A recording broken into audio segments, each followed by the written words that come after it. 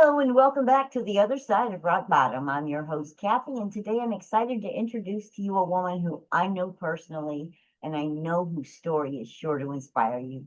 Lacy has walked through some very dark valleys, but she's also experienced the incredible light of recovery. Lacy, thank you so much for being here today, hon. Uh, Hi, thank you. so let's start this off. Let's go to the beginning. Tell me a little bit about what your life was like growing up. Okay, I grew up in a home with a alcoholic and addict mother and father. Um, I had a half sister and a half brother from my dad's side. I was my mom's only child. From the beginning, I remember knowing if police was around, I knew not to tell them anything. I knew um I lied for my mom at a very early age, and I knew that was the thing I was supposed to do.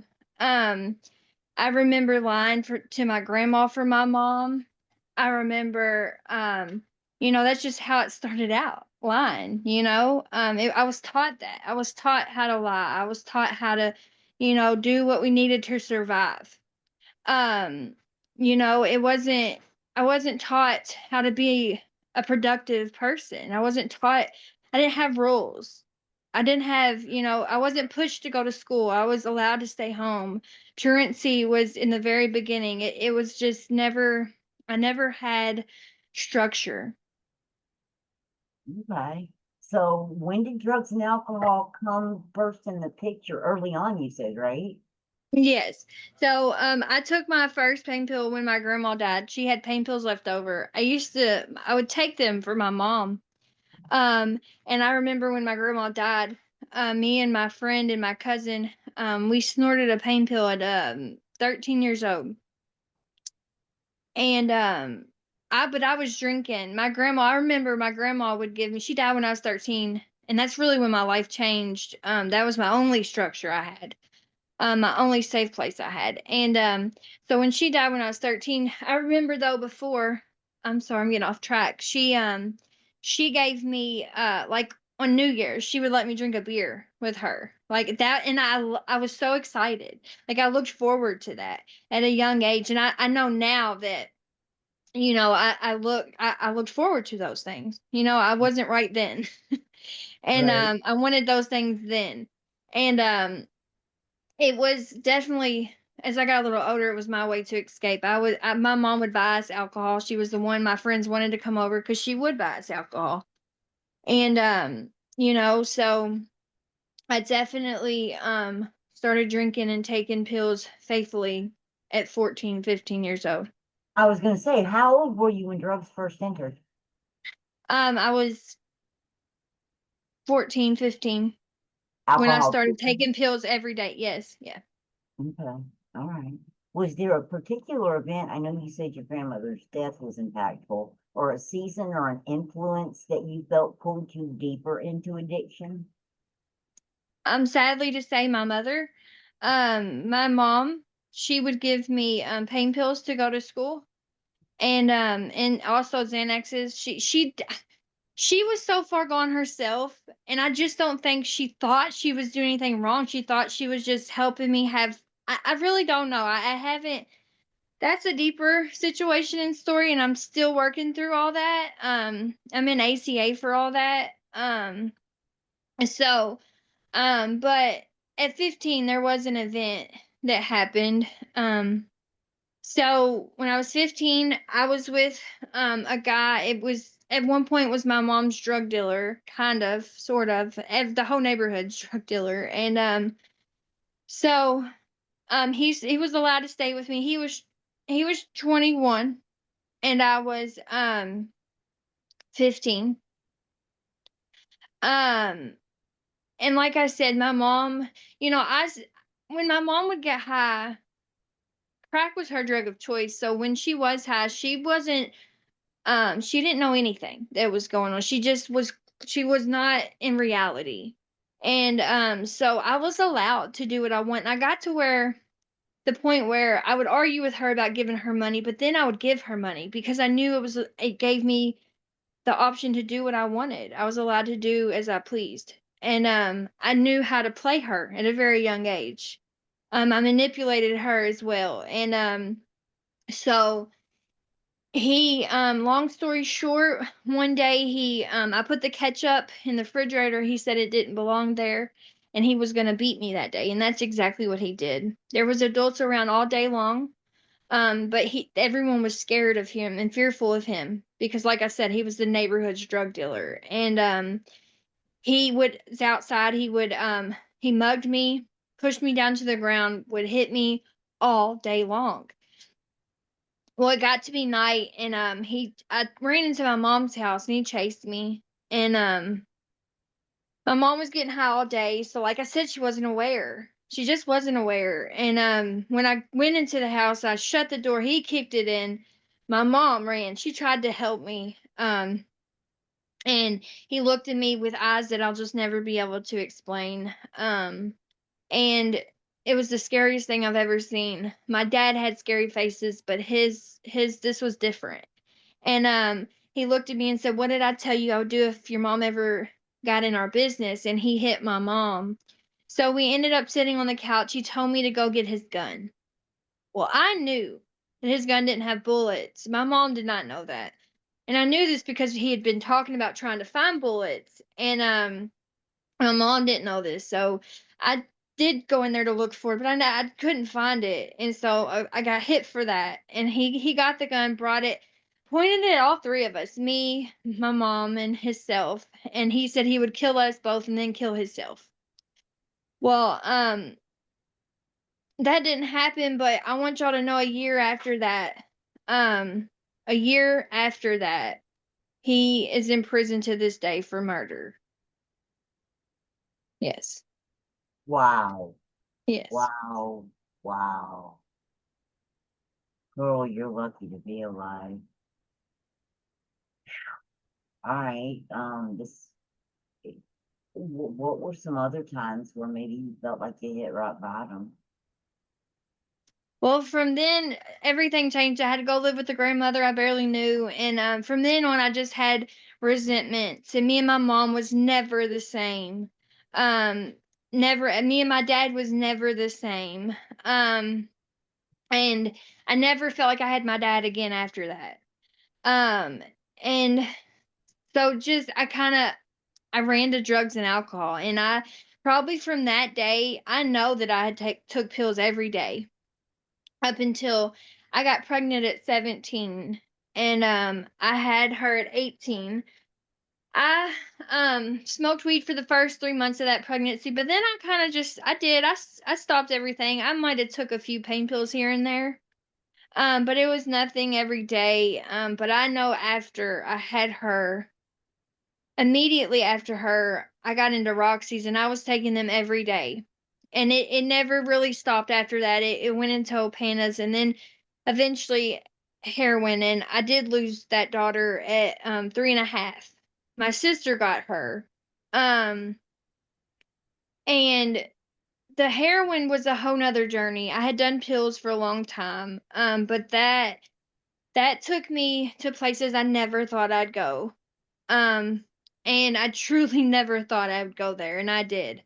And that was a year-long journey, and I did end up getting clean again. I say dry. Um, about I lost her in July. The next year in April. And I had been using 6 months prior to losing her. So, that next April though, I started to get clean and sober. I got on methadone, and I did good for 3.5 years, good as good as I'd ever done before. But there Right. was no program. There was no support. It was me living in my mother's house, still around drugs every day. But I refrained from using for 3.5 years. And but I was on methadone. And I was on a high dose of methadone. And I see now that that was also I was using that as I was still getting high, you know. Um but I would like to say that I am still on methadone today, but I am at a very low dose, and it is totally different. I don't get high today. I work today. I have a job today, but we'll get there. I'm going forward. But I used that. I still got high then, and I had 2 kids in that sobriety, that stench of sobriety. And I thought I was just the best mom. I got back in my oldest daughter's life. I was consistently there. I fought for more time, so I ended up with 3 days a week. Um, and all day on Sunday, I was allowed to take her on walks by myself, and I thought that was just the best thing, and I thought I was doing the best I could. And I was doing the best that I'd ever done. But I still didn't have a job, and I still didn't have nothing for on my own. I still lived with my mom. It was still very toxic, and there was no work being done or put in. And I ended up relapsing. So I met a boy, and I ended up relapsing, and that was a 2.5 year journey. So, addiction really affected your relationships all the way around in time. Always have. Always has. All right. So let me ask you this. What was your final breaking point? The moment when you just said, I can't do this shit no more. What was that like? So I relapsed, and I relapsed on meth. And I had never really done that too much before, just here and there, and I'd done it this time for 2 years straight. And I just knew that I could stop at any time. I truly believed it with all my heart. It took me. It took me faster than anything. And it was a different rock bottom than the heroin was, but it was a rock bottom for sure. I I got in a relationship, and it was so, so toxic. Because we were seeing and believing things that was not real. They just was not real. And it wasn't happening, and we believed with our whole heart that it was. And that's when I started to go crazy, and I got pregnant. And that's when my rock bottom hit. I didn't understand why God put me here. I didn't understand why God would put me through that and give me a child that I was going to lose my other two now. That's what I believe. That was my thought process. Well, now I'm just going to lose them all. I have these two, but I can't keep them now because I'm pregnant. How do how I didn't know how to change. I wanted it. I did. I didn't know how. I just knew if I could get out of that house and go somewhere like I'd thought my whole life, if I could get away from her, if I could get away from my mom, I'd be okay. She had always, in my mind, been my downfall. And so I believe today that Skyla was a godsend. And if it wasn't for her, I don't think I'd be here. I don't think I would have had motivation enough to get clean and sober. And I was forced. I was forced to go. I had an ultimatum. Lose my kids. I'd already lost one. Um, my sister still has her. She'll be 14 in all this month. And I'm I didn't want to lose the other two in this baby. So when CPS got involved, and they said they take my kids or I go to treatment. I went to treatment. I actually took my newborn baby with me, and my second oldest kid. Um Treatment, man, it was a 6-month long journey, and I'm grateful for it because it was supposed to be 3 to 4 months. And I got 2.5 months in, I got kicked out for co-sleeping. Like I said, I was on a high dose of methadone still, so I was coming down slowly, and I was trying. I was in treatment. I was trying to do all the things to stay awake and to focus and to learn, but it wasn't working. So they put me in another treatment, and I did that treatment for 3.5, almost 4 months. Okay. So it was a total of about 6 months in treatment. All right. So was there something or someone that helped push you towards recovery, or was that just your own clawing because you just wanted it that way? You couldn't live life like that anymore. No, I had people push me, and honestly, my CPS worker, um, I had a start team. It's a little different than just the worker. I had a team of people that were pushing me, but this individual worker, and I'm gonna go ahead and name her. Her name's Mary Pat, and she believed in me. She was hard on me, but she believed in me. And for some reason, she kept pushing me. And she said if I got kicked out of this next treatment, they was gonna take Skyla. my baby, and I'd had her through the whole time I was in treatment. So you're going through treatment, you're getting clean and sober, learning how to live life because I'd never lived life sober, and I've never lived it productively. So I'm also raising a kid while doing all this. That's most people go into treatment and leave everything behind. I had my baby, and I had a group of women with me that had their babies also. It was all for mommy and me, and there's women that are still in my journey with me today that were in that treatment. And those women also pushed me. But I did end up getting kicked out of this treatment.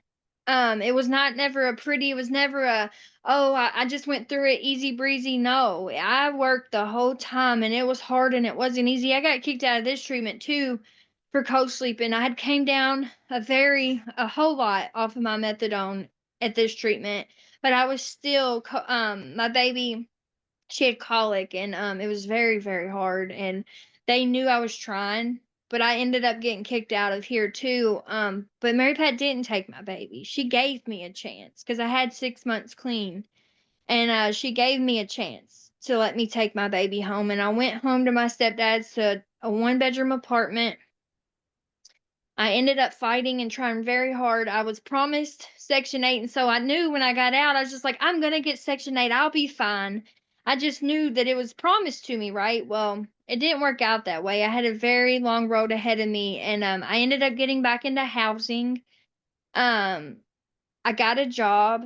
It's the first time in the real world. I've never held a job longer than 3 months. I didn't know how to live successfully. I never paid bills. Um, so finally, it took 2 years, 2 years for me to get my first house. And it took me, that first year, I had a job. I kept it for about 6 months, and then the job I'm at now, I've had for 3 years.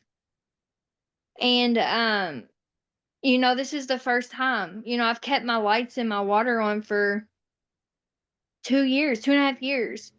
And I pay bills today, and I take care of my kids today, and it's just a life I never thought I'd have. All right. So let me ask you this. What were some of the biggest challenges that you faced in early recovery? Um, Definitely. I went through. So with CPS, my CPS case was almost 3 years long. And that is because I had challenges with drug screens. Um, and me and God knows, and my worker knew. That's why I say my worker. She fought for me the whole time, and I also I found her helping evolve recovery. Man, that that's led me to where I am now. And I have to say it. I've done meditation with them every single morning. And when I found Nikki Ham, she fought for me too because of these drug screens. They were very periodically. It was three within the 3.5 years it happened.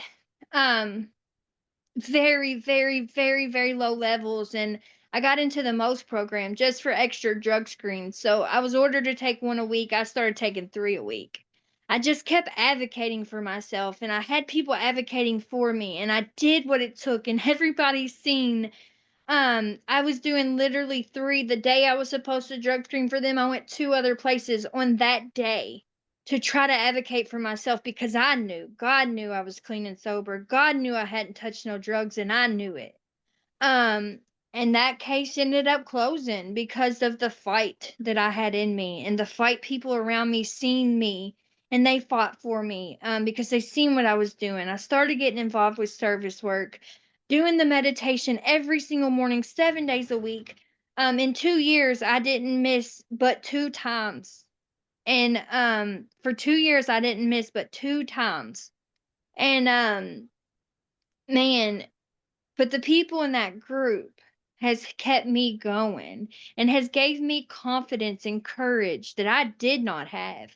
I wasn't going to speak. I wasn't going to share my story. None of that resonated with me. I didn't have the courage to do it. I wasn't going to speak. Mm. I wasn't going to do it. And I never seen meetings didn't at first. I just couldn't. I wanted what people had, and I started seeing what people had, and I wanted it, but I didn't know how to live that life. I didn't know how to speak like they spoke. I wasn't smart enough to do those things. That's how I felt. Um, and people believed in me when I didn't believe in myself. That's amazing. So let me ask you this. What are some recovery tools? I know you mentioned morning meditation. What are some other things that you use today to strengthen your sobriety? Honestly, people. People. I have to call people. People have to bring me back down. And God. My God today. I will pray in the middle of driving. I will pray in the middle of work. I will tell God to just I lifting my hands up, you take it. Because I can't handle the situation on my own. I will give it over all day long. And I have to call people all day long sometimes. And that's just what it takes for me. Wow. So let me ask you this. What does life look like now compared to before? Man. Um, so I never had my license before. I just got my license this past year. I'm 32. I'll have 5 years clean and sober February 18th. Um, and like I said, April will be 3 years that I've had this house. Um, I've lived in this house, 2.5 years, let's say, a little over 2 years, and I've kept the lights on. We've never been late on rent. I keep the water on, and I pay those bills. Me and my significant other, we have, he does the rent, I do the bills, and I do that. I pay that. And I've had a job for over 3 years, and it was actually 3 years in May. And for me, that just didn't seem real. I'd never thought I'd be here or get here. I didn't see it for myself. I had lost that vision. And my kids, man, I actually right at my case closed in December, January. Um, and that this was not this past January, December, the January, December before that. And that April, that very next April, which this April was a year, I got my daughter, I had joint custody of her, my 9-year old. Well, I got a knock on the door at CPS, and it was for her dad and her stepmom. And they had a baby that was born to with drugs in its system, and so they brought Kinley to me. I was the safe parent, and I've had full custody of her ever since. And she's had some emotional issues, but you know how far we have came in the bond that we have today, and how hard I had to work at being her mom and being a gentle mom and being giving her grace and giving myself grace. It's taken a lot of work, but we've gotten here, and the bond we have, she's here now. And I have joint custody of one of my kids, and full custody of the other two. And I get to see my daughter just last summer. My sister, for the first time, last 4th of July, allowed me, not this past 4th of July, the last year, she allowed me to take my daughter and let her spend the night with me for the first time. Um, and I was always been allowed to see her, but I've never been allowed to take her. And now I can go pick her up as I please. I can take her wherever she wants to go. If she's willing to go, my sister lets me do it. And my sister don't doubt me today. My sister believes in me, and that is wild. That is super wild. And it's taken a lot of work to get here. So what's something you've accomplished in recovery that you never thought possible? Paying my own bills. Okay. Having I just paid for a car. I register it Monday. Um, and it had don't come easy. I've had a lot of struggles. I've had a lot of challenges, but with God and with the people in my support, I can do this. I can do hard things today. What role, speaking of God, has your higher power played in your recovery? Man, so at first, when I first went to treatment, right before, when I hit rock bottom, I blamed God. I thought God was punishing me. I didn't understand why God gave me that baby when I couldn't take care of it. When I was on drugs, why would you give me this baby? And I did. I blamed God. I've done a 360 when it comes to that. Man, God is who pushes me and God is who guides me. And I don't believe God. I didn't understand why God put me through things, but he don't put me through anything. He gets me through everything. And that's just how I believe today. So God plays the biggest part. All right. So, what would you tell your younger self today? Man, it's a hard question. I'll get emotional. To believe in myself, that I am strong enough and that I can overcome all the hard things. I can overcome everything that I went through and that I will overcome it and that I am strong enough and I am pretty and I will have courage one day and the confidence to become the mother that I always wanted to be because growing up, I had one goal in life. And my goal was to not be the mother that my mother was.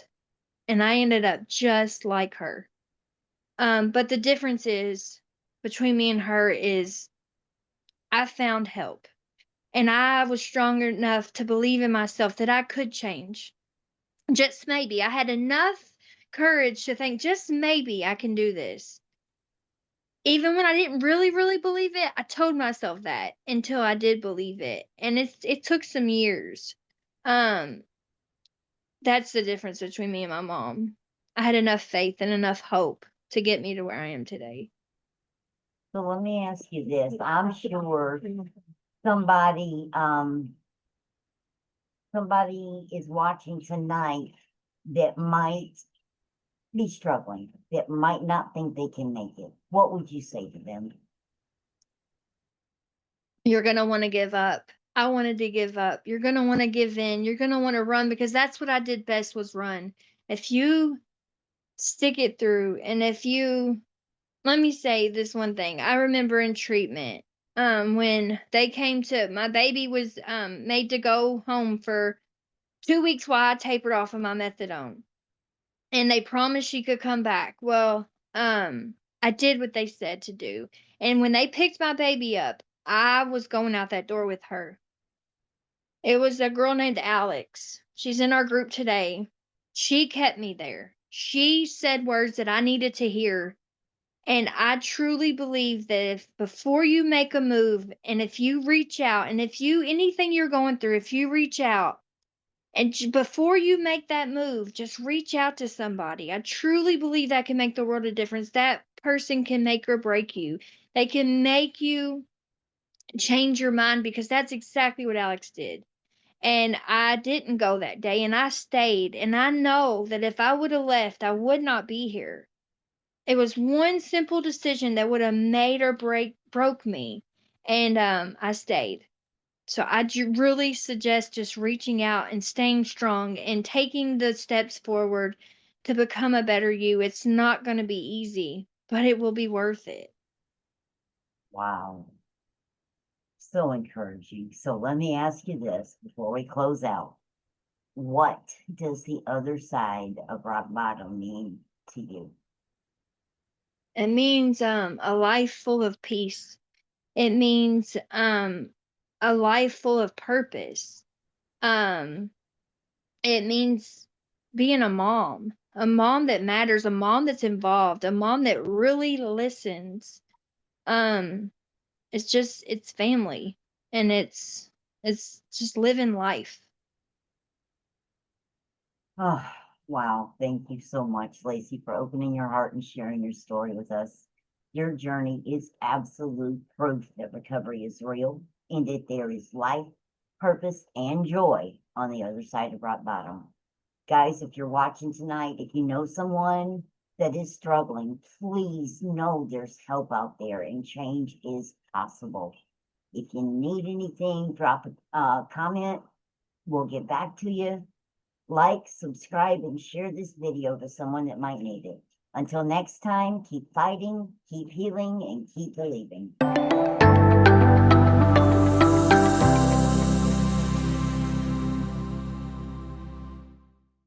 Are you terrified to face tomorrow? Some mornings feel impossible. But even in the darkest moments, hope is closer than you think. You're not alone. There's hope. Written by Kathy Simmons, a certified recovery coach. Welcome to Recovery is your powerful guide to reclaiming your life. With real stories, practical tools, and compassionate insight, this book lights the way, one page at a time. Whether you're beginning, recommitting, or supporting someone through recovery, find hope, clarity, and strength within these pages. Step into your new chapter. Welcome to Recovery. Take the first step. Get your copy of Welcome to Recovery today and begin your journey to hope.